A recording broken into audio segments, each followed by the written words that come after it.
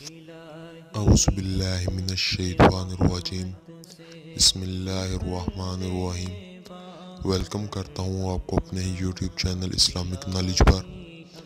آج کا ہمارا ٹاپک ہے ہفتے کے رات اور دن کے نوافل۔ ہفتے کے رات کے نوافل۔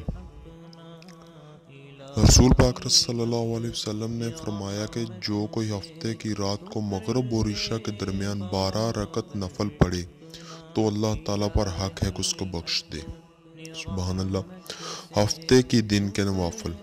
حضرت ابو ہریرہ رضی اللہ تعالیٰ عنہ سے روایت ہے کہ جو شخص ہفتے کے دن 4 رکعت نفل پڑھے اور ہر رکعت میں سورۃ الکافرون 3 بار پڑھے، سلام کے بعد آیت الکرسی 1 مرتبہ پڑھے تو اللہ تعالیٰ اس کے ہر حرف کے بدلے حج اور عمرے کا ثواب اور ہر حرف کے عوض 1 سال کے روزوں کا اور 1 سال کی راتوں کے قیام کا ثواب عطا فرماتا ہے۔ سبحان اللہ۔